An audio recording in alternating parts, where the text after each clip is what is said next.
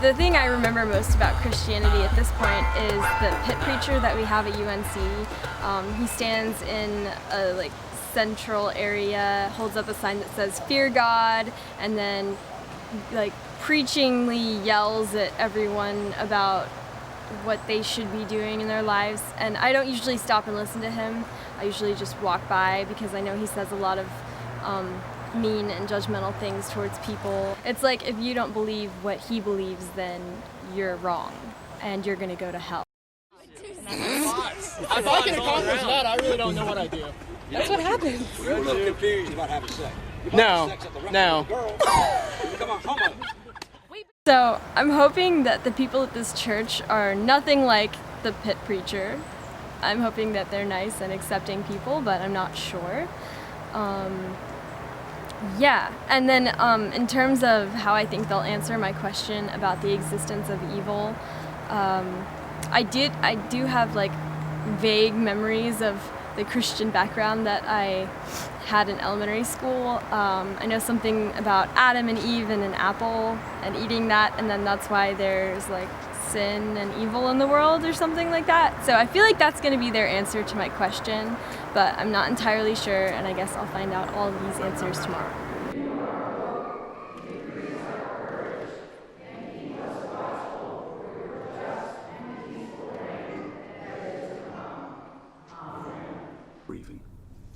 If God is supposed to be all-powerful and all-loving, and would grieve this, I mean, why wouldn't God intervene or protect innocent people from things like that? Yeah. And this is one of the earliest questions that you have. Can God lift a rock that or can God create a rock so large you can't hold it, or can God not intervene? All these kinds of questions, and that's by and large not how we see God working.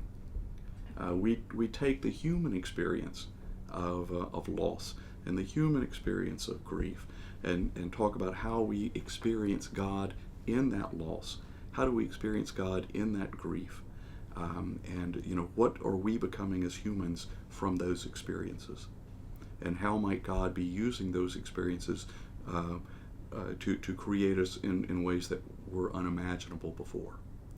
When in the story of Joseph, if you remember the multicolored coat and the like, he's thrown by his brothers into the pit and left and taken away. Later he's reunited with his brothers, and the word that comes back from Joseph is, you intended this for harm, but God intended it for good. Now, I don't think God intended for his brothers, or that was foreordained that his brothers were going to throw him in the pit and sell him off into slavery, but God took that experience and redeemed it. And I think that's the promise we hold out, is that when we have these horrendous losses and horrendous griefs, those experiences are not beyond God to redeem and to create anew out of them. Okay, so when bad things happen, it's a growing experience? I don't think God there's a difference between saying that these were willed by God to happen. Okay. I don't think they were willed by God to happen. They're not foreordained or predestined. But I think that's just part of the nature of creation, that God, just as God took the initial chaos and the void and created from it, God's taking the chaos and the void of your life and creating anew from it. Wasn't necessarily willed to be that way, but using the raw material that is there, the raw material of loss, the raw material of grief, and creating anew out of it.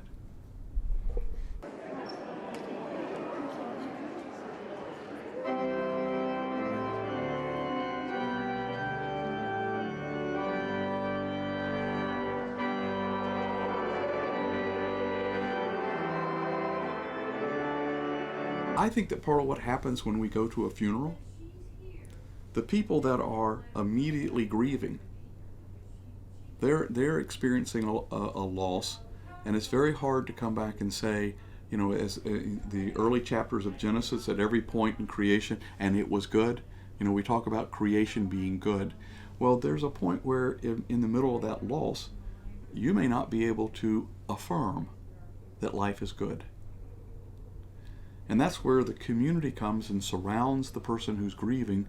And the community, that's part of what the funeral service does. The community around you affirms that life is good. You may not be yet ready to say that, but you're inside a larger community that's going to wait on you. Because someday you're going to be able to voice that affirmation again. And so that's why faith is something I don't think we encounter alone. We're really a part of a faith community. And it's those, you know, friends and family members that surround you. And when you can't say life is good, they say it for you. Prayers for those who are homeless and hungry in our community. Lord, hear our prayer. Our prayer of help when we need it, and our prayer of thanks when we're grateful. Help us to do all these things as we trust in your love for us and our love for one another. In Jesus' name we pray. Amen. Amen. Thank you, children. It's so great to see you today. Now you can do several different kinds of things. You can go back to children's choir rehearsal. If you're in the children's choir.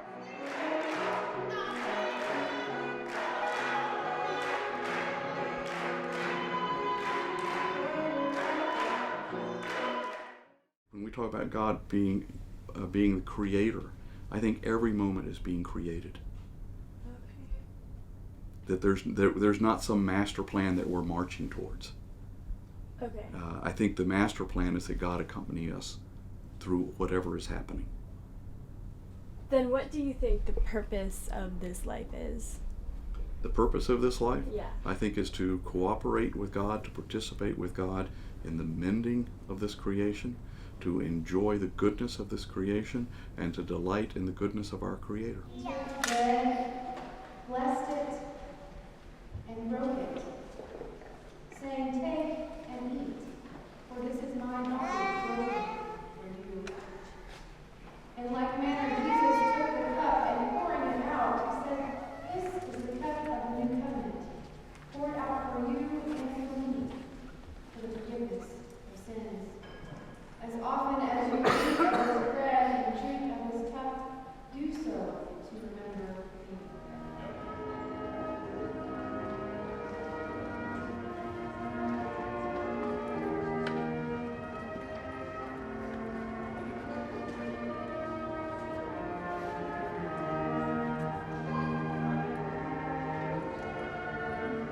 Vengeance only continues building stone upon stone of past hurt and grievances, whereas resurrection is building the present from God's future. Well, there are two different forms. I mean, bad things happen to good people. For example, we can talk about, as I was saying, the people acting on self-interest or on vengeance, and those things accumulate, and thus that happens. But there's also, and we can't deny this, somebody wakes up one day with a tumor. Yeah. That's that was unbidden, undeserved, unearned, perhaps, and that's left as a more mysterious piece. What we do say in our faith experience is that God accompanies us through those experiences, that we're not left alone in them. We can't fully explain them, but we do hold out the promise that we're not going to go through it alone. Through structures of past hurt and hate, through ancient systems of prejudice and pride, through entrenched injustice and cries for vengeance. But our hope does not stop at the cross. Our hope is in God's future that is pushing stone away from stone, tombstones from graves. Our hope is in God's deeper fault lines through which a new heavens and a new earth is emerging. Our hope is not in keeping foundations from being shaken, but in birth pains, however painful, a new creation coming into being is. Our hope is that in the shadow of death, Hannah sings. Our hope is that stone is not left upon stone, as Jesus emerges from the tomb. Our hope is that life is being made new, even now. Thanks be to God.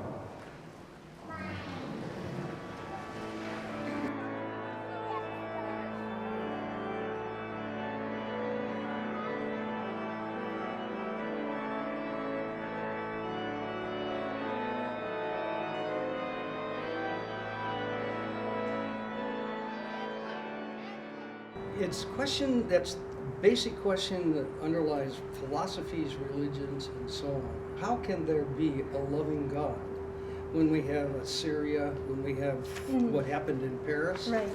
And so I understand exactly the question that you're raising and how hard it is to understand. The approach here at describing good and evil is to say we'll probably never be able to understand that. We will be able to understand that there are people who are evil and wonder why and how we can help them. And in some cases that may be causes that we can get at. Mental issues, physical issues, things like that. But in the good people, and we can't understand why there are good people who do great things, and we can't turn bad people into good people. Why would you choose a life of appreciation over understanding? And like, as in, Excellent. why? Okay. Yeah, why appreciate life and appreciate God and choose to do that as opposed to choosing to like really like understand why things are like that. I just read 3 essays by a brilliant physicist, Einstein, on exactly that question, which is very interesting. And he was an extremely articulate discussant of that issue. And his premise is, it isn't an either or, it's an and. That a part of our ability as human beings to create that better life is founded on our ability to understand. Remember earlier on we talked about the physical, people can do bad things because of a physical impairment or because of a mental impairment. Right. As we understand more and more about that, we're able to help some of those people have a better and a good life. But you said is it partially explainable? Because you said it's not fully understood. Okay, I think you may be asking for something that cannot be answered. Okay. But I think part of when we talk about let's say a child is hit by a car and dies, that is an enormous grief. Right. And what one does with that experience is one can grieve that experience. We can't go back and bring the child back. We just don't have the possibility of that kind of restitution. We can do things from that. We can take the energy of that experience, we can grieve it and use it to work towards safer traffic laws. We can work to do things from the energy of that experience, but we can't unmake it. And so that's the, is it fully explainable? I don't think saying, well, God had a greater purpose is a help.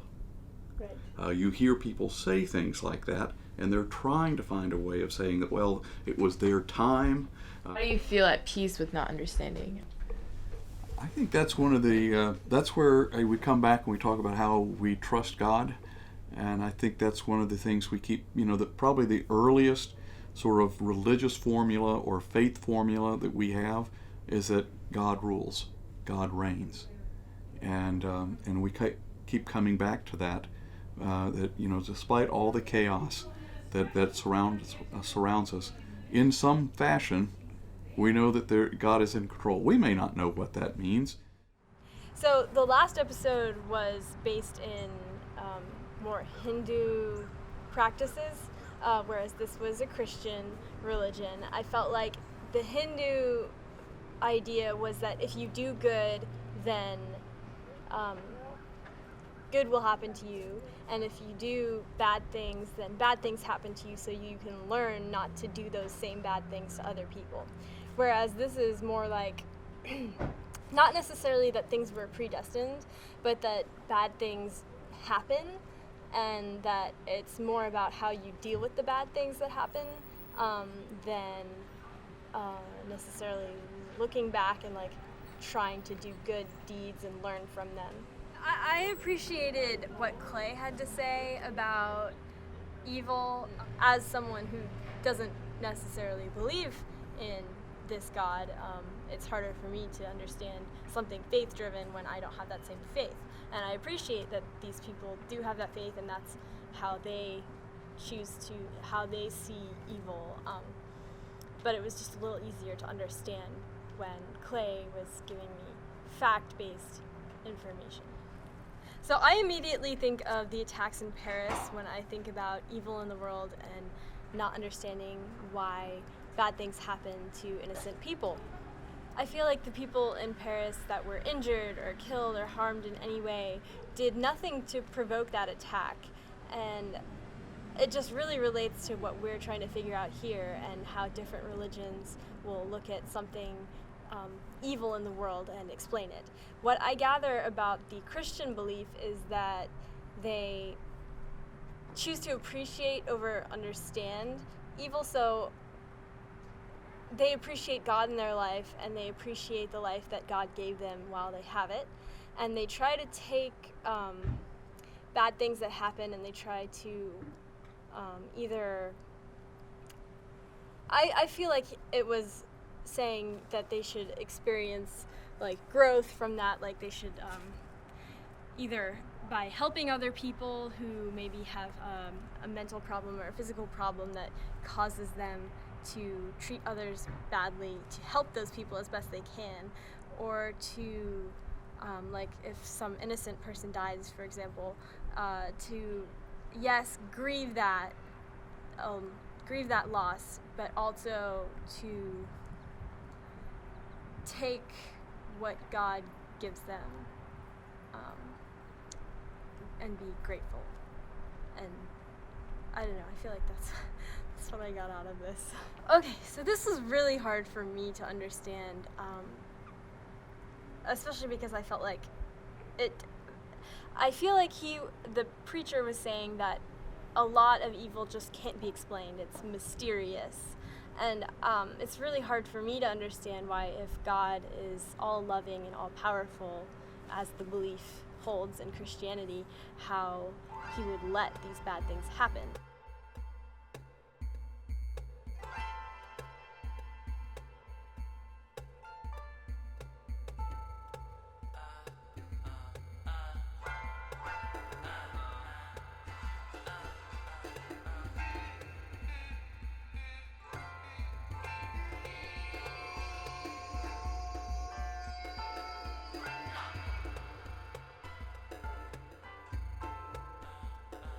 And entirely, like, this whole experience, it was a lot of new information, and I feel like it's going to take me a while to really wrap my mind around what they believe exactly and how I view it. I feel like that will probably change over time.